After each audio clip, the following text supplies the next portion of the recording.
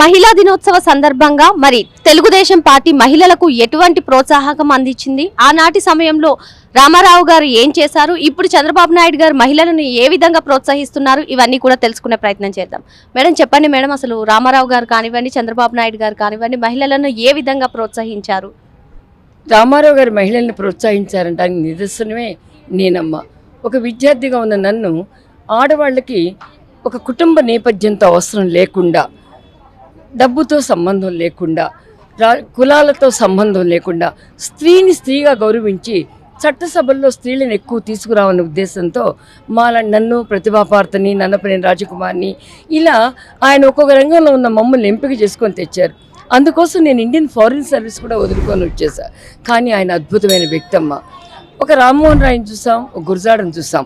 కానీ మహిళల తలరాతలను మార్చాలని చెప్పి ఆయన ఆస్తిలో వాటాన్ని సమవాటాన్ని ఇవ్వటం, చట్టసభల్లో 33% రిజర్వేషన్లు ఇవ్వటం, ఉద్యోగాల్లో రిజర్వేషన్ ఇవ్వటం, స్త్రీలందరికీ కూడా పట్టాలు కనుకిస్తే, ఇళ్ళు ఇస్తే భర్త పేరు నుండి వాడు తాగి కొడతాడని చెప్పి, భార్య పేరు నుండి భార్యని గౌరవిస్తాడని స్త్రీల పేరునే రేషన్ షాపులు ఇవ్వటం, పట్టాలు ఇవ్వటం, అన్ని సౌకర్యాలని సదుపాయాలని మహిళలకు ఏర్పాటు చేసిన వ్యక్తి రామారావు గారు. మొట్టమొదటి మహిళా విశ్వవిద్యాలయాన్ని ఏర్పాటు చేశారు.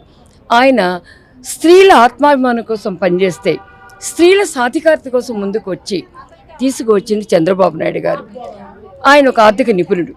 ఆయన ఏం ఆలోచించారంటే, మన దేశంలో జనాభాలో సగం మహిళలు ఉన్నాం. ఆ మహిళలు ఆదాయానికి ఎందుకు చేయూతనివ్వకూడదు? జాతీయ ఆదాయం పెరగాలి అంటే వీళ్ళల్లో ఉన్న సృజనాత్మక శక్తి, ఉత్పాదక శక్తి నిర్మాణాత్మక రంగానికి రావాలి, పారిశ్రామిక రంగం రావాలి. డ్వాక్రా సంఘాలు ఏర్పాటు చేశారు. మహిళలందరూ కూడా స్వయం ఉపాధి పథకాలను తీసుకొచ్చారు. వాళ్ళ ఆదాయాన్ని పెంచి తద్వారా వాళ్ళందరూ కూడా ఉద్యోగ అవకాశాలను కల్పించి వాటి ద్వారా దేశ జాతీయ ఆదాయం పెరుగుదలకి ముందుకు వెళ్ళాలన్నారు. తలసరి ఆదాయం జీవన ప్రమాణ స్థాయిలు పెరగడానికి దోహదం చేశారు. మహిళా ఇండస్ట్రియల్ ఎస్టేట్ ఏర్పాటు చేశారు. మొట్టమొదటిసారిగా చంద్రబాబు నాయుడు గారు దేశ రాజకీయాల్లో ఒక వినూత్న ప్రయోగాన్ని చేశారు.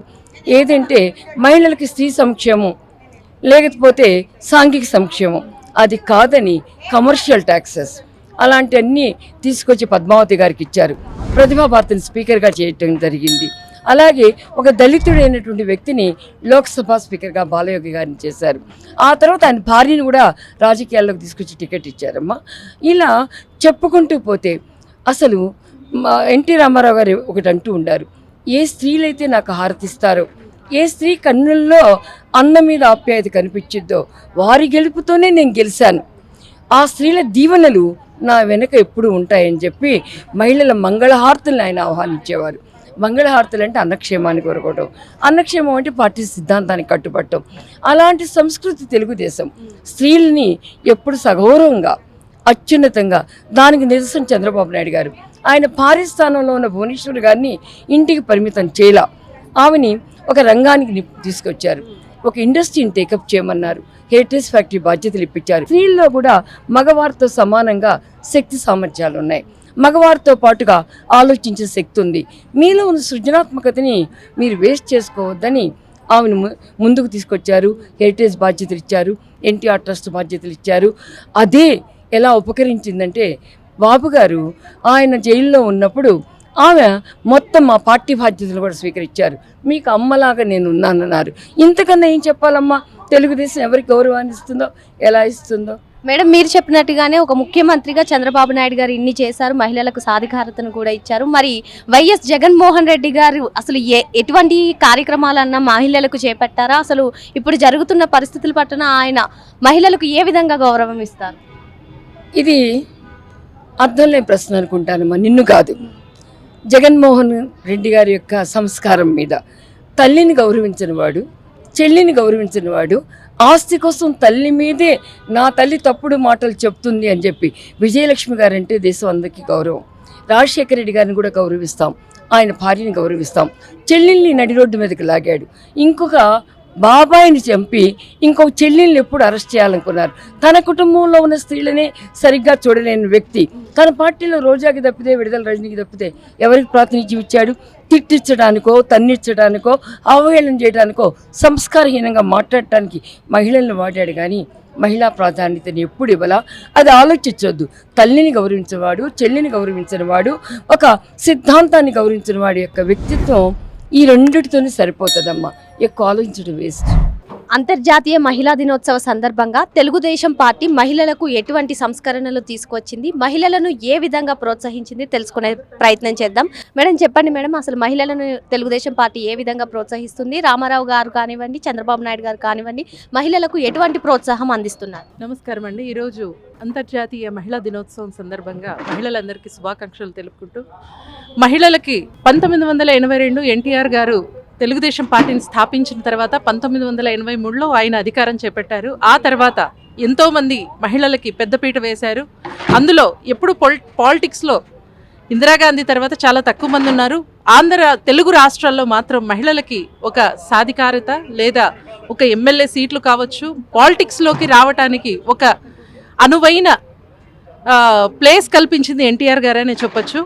కాబట్టి మహిళలకి చదువు రాని వాళ్ళు కావచ్చు, ఎవరైనా కావచ్చు, వాళ్ళందరికీ ఒక మంచి స్థాయిని కల్పించింది తెలుగుదేశం పార్టీ. మహిళలకి ఆస్తిలో సమాన హక్కు కల్పించింది ఎన్టీఆర్ గారు. ఇళ్ళు కావచ్చు, పట్టాలు కావచ్చు, వీటన్నిటి ద్వారా ఎన్టీఆర్ గారు మహిళలకి ఒక ధైర్యాన్ని నింపగలిగారు. ఆ తర్వాత చంద్రబాబు నాయుడు గారు వచ్చారు. మహిళల సాధికారత కోసం, వాళ్ళ అక్షరాస్యత కోసం చాలా పాటుపడ్డారు. వాళ్ళకి సమాన హక్కు, ఆస్తిలో సమాన హక్కే కాకుండా వాళ్ళకి చదువులో ఇంపార్టెన్స్ ఇవ్వాలి అనే ఉద్దేశంతో చదువుకి మంచి ఇంపార్టెన్స్ ఇచ్చి మహిళలందరినీ ప్రోత్సహించారు. అలాగే ఆల్రెడీ చాలామంది మహిళలకి డ్వాక్రా గ్రూపులు కల్పించారు. ఇప్పుడు 5.5 లక్ష డ్వాక్రా సంఘాలు తెలంగాణలో ఉన్నాయి. దాని ద్వారా 60 లక్షల మంది ఉపాధి పొందుతున్నారు. డ్వాక్రా ద్వారా వాళ్ళకి వస్తున్న లోన్ల ద్వారా ఏదో ఒక పని చేసుకుంటూ వాళ్ళు ఉపాధి సంపాదించుకుంటున్నారు. సో ఇటువంటి విషయాల్లో, అంతేకాకుండా ఆయన టెక్నాలజీ పరంగా చంద్రబాబు నాయుడు గారు ఎంతో ఇది చేశారు. కాబట్టి దాన్ని చూసుకొని మహిళలందరూ ఇప్పుడు ప్రతి ఒక్కరూ చదువుకి చాలా ఇంపార్టెన్స్ ఇస్తూ ఇంజనీరింగ్ కావండి, డిగ్రీలు కావండి, అన్ని చేసుకుంటూ ఒక మంచి స్థాయిలో నిలబడుతున్నారండి. మేడం, మీరు చెప్పినట్టుగానే మహిళలకు ప్రోత్సాహం అందిస్తున్నారు చంద్రబాబు నాయుడు గారు. ప్రస్తుతం మనం చూసుకున్నట్లయితే వైఎస్ జగన్మోహన్ రెడ్డి గారు సొంత కుటుంబంలోనే ఇప్పుడు తల్లిని చెల్లిని కానివ్వండి ఏం జరుగుతుందో మనందరికీ తెలిసిందే. మరి దీనిపైన మీ అభిప్రాయం ఏంటి? చంద్రబాబు నాయుడు గారు మహిళలందరికీ తెలుగు రాష్ట్రాల్లో 33% రిజర్వేషన్ కల్పించారండి. అదే జగన్మోహన్ రెడ్డి గారు ఇంటి నుంచి కూడా కనీసం తన తల్లిని చెల్లిని ఇంట్లో పెట్టుకోవడానికి కూడా ఆయనకి కుదరటం లేదు. రాష్ట్రంలోనే ఒక రిజర్వేషన్ కల్పించి చంద్రబాబు నాయుడు గారు అయితే ఇంట్లో కూడా పెట్టుకోవడానికి స్థానం కల్పించకుండా చేశారు జగన్మోహన్ రెడ్డి గారు. మళ్ళీ ఏమన్నా అంటే ఒక మీడియాలో అడిగితే ఎందుకు మీరు మీ చెల్లిని రాజకీయాల్లోకి తీసుకురాలేదంటే వంశపరంగా రాకూడదు, నేను అందుకు వద్దన్నాను అంటే, మరి ఆయన ఎక్కడి నుంచి వచ్చాడు? ఆయన ఓన్గా స్థాపించుకున్నారా పార్టీ? ఏమన్నా కాదే, ఆయన వాళ్ళ నాన్నను చూసుకునే కదా వచ్చింది. ఆయనకి ఏ చిరునామా లేదు, ఒక వైఎస్ఆర్ రాజశేఖర రెడ్డి తప్ప.